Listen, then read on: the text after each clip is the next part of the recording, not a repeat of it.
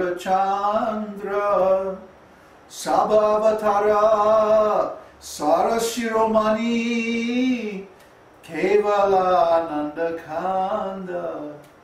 It's very nice. Wonderful. We should learn this. This song gives me so much ecstasy. I love this song. Anyway, Sabhavatara. He is all the avatars, all the incarnations.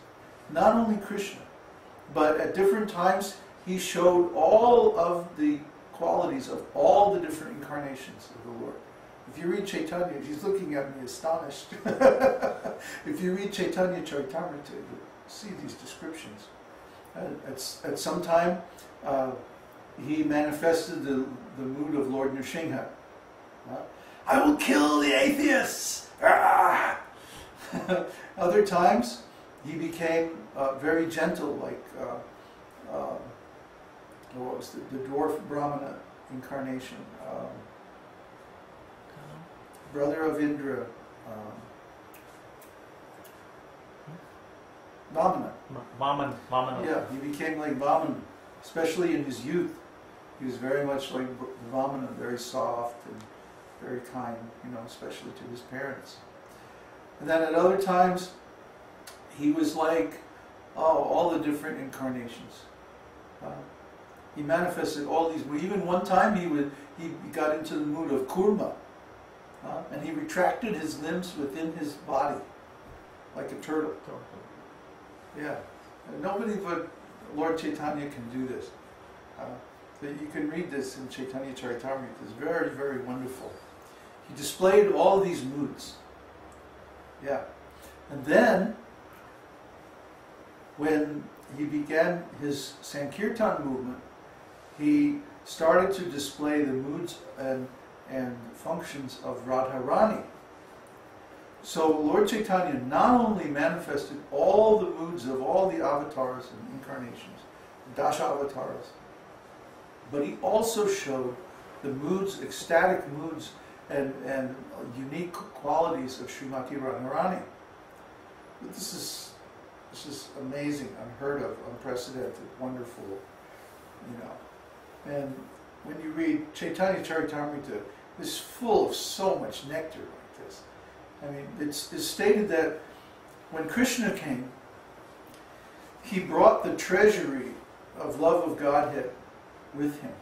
This is considered to be the most valuable possessions of the Lord, because it gives him the most pleasure, the most ecstasy, to see this wonderful, ecstatic love of Godhead in his servants.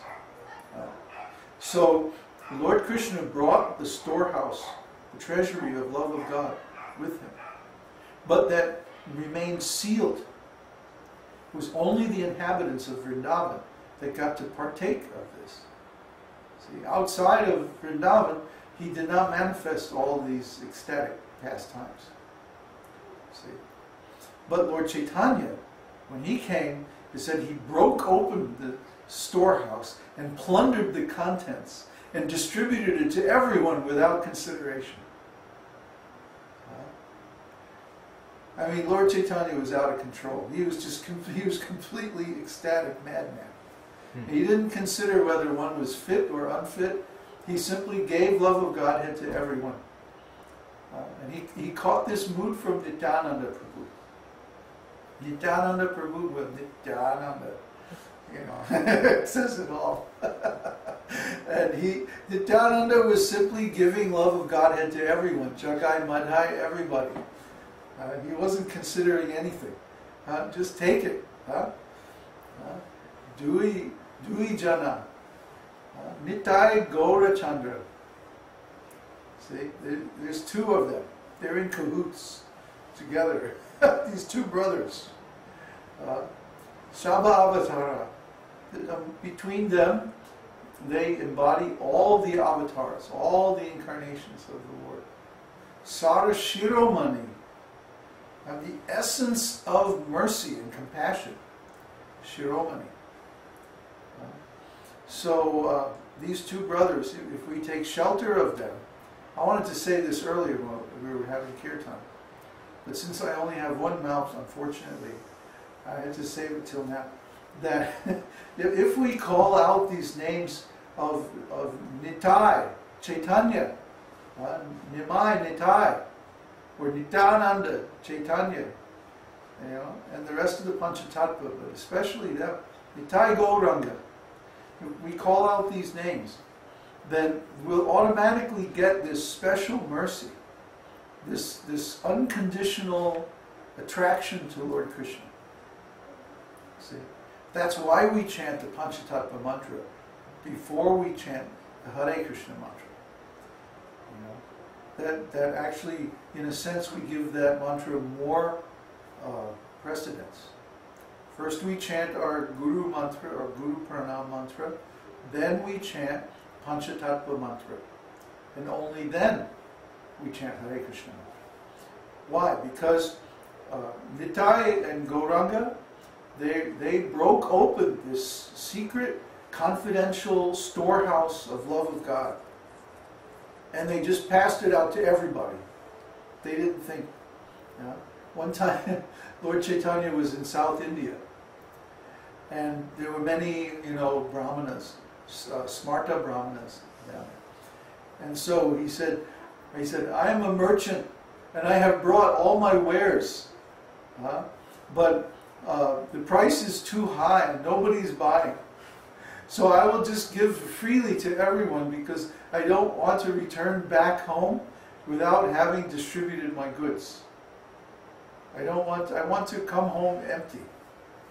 So I'll just give to everybody. And he gave to everyone without discrimination. So even in Navadvip, he was not so munificent. In South India, he gave without restriction.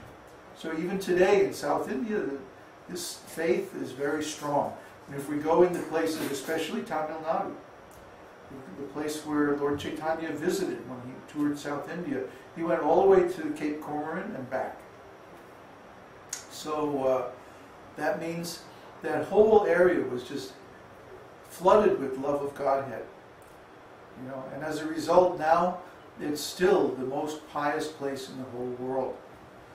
Even you go to Vrindavan or Mayapur in the north, and the Vedic culture is not in such good condition as in the south of India.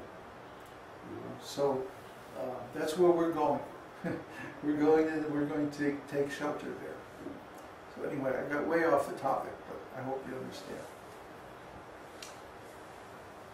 Okay, next question from Mother Jennifer. Babaji, please accept my humble obeisances. Who were the queens? Are they Krishna's gopis? No, gopis and queens are different qualification. Gopis only appear in Goloka or Gokula, Vrindavan. And they are young, unmarried girls, or they're married to somebody else other than Krishna. And the flavor of love is called Parakiya Rasa, which means the flavor of a paramour, a lover. Whereas the queens in Dwarka, they are all kshatriyas, princesses, very highly qualified, highly cultured princesses, used to a royal environment and existence, and they marry Krishna. So they're married. The love is called Svakiya. Svakiya is, although it's conjugal love of Krishna, is considered on a lower platform than Parakiya. Yeah. Remember, in the spiritual world, everything is reversed. This material world, this is a reflection. And just like a reflection, Krishna says, of a tree, where if you see a tree with the roots upward and the branches down, you know this is a reflection, because it's upside down, right? Yeah. So it's upside down, also backwards. So if you try to understand what we consider very low in this material world, in the spiritual world is very high. It's simply backwards. Because everything Krishna does is pure. everything he does is good. There's nothing bad in the spiritual world. Even when Krishna is stealing, you know, the gopis are like, well, Krishna, this is your butter. You can do whatever you like with it. Sometimes they would have a festival and they would throw the butter and have food fights. In this material world, this would be considered very irresponsible. Huh? Why are you throwing butter? Wasting. But in the spiritual world, when Krishna does it or his devotees do it, it's very wonderful. It's very nice.